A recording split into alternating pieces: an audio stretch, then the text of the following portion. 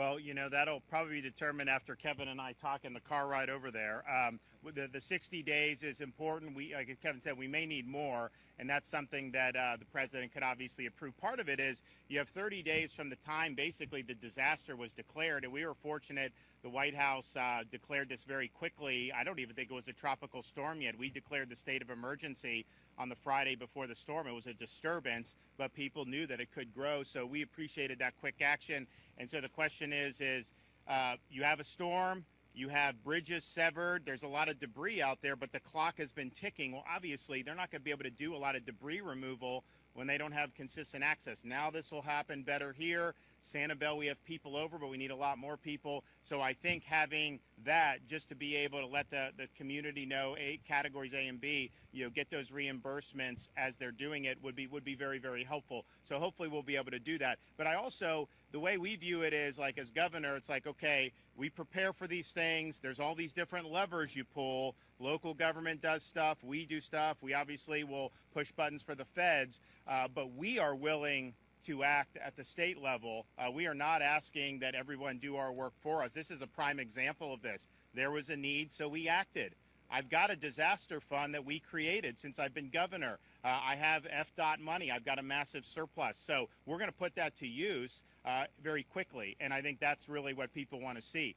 Just get this stuff done and move forward. Sometimes the bureaucracy can paralyze this. And I will say, from local, state coordination, FEMA, there's been less bureaucracy holding us back in this one than probably anyone I've seen. One thing I think just generally that we're keeping an eye on, if you look at the power restoration, Lee County with FPL, they've got the vast majority of their customers. We now have massive numbers of linemen to help LCEC with those restorations. So you're looking at a community like Cape Coral. I saw the mayor here. That's tens of thousands of households that have been without. So we want to put those linemen to use, and let's get those folks back online as quickly as possible. Great news, though, on the water, because there was damage to these water mains, and so the fact that that's flowing, they'll get the pressure where it needs to be. But that is a huge thing. I mean, honestly, if you ask me what to go without, water or running water or power, I would rather have the running water because you can figure out ways to do the power, so you need to get that.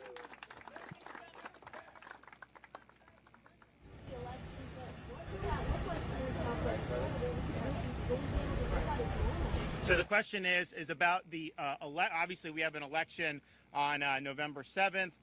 Or 8th, I don't remember the day. I've been too busy doing this. So yeah, obviously people are going to be able to vote. I think we still need to, I think the supervisor here is in the process of looking at all the precincts, figuring out, where you may have problems, and then they will propose a solution for the state of Florida. I want to keep it as normal as humanly possible. I think the more you depart, it just creates problems. But we do have precedent with Hurricane Michael. That hit closer to the election, but it was also a more narrow storm. I mean, you get hit in Panama City. If you were on Panama City Beach, you probably didn't have much damage at all in parts of the beach. This is it's a really big storm, so just a little bit different. So they'll be working with Cord Bird, our Secretary of State, to figure it out. But of course, we want to have as normal election as possible.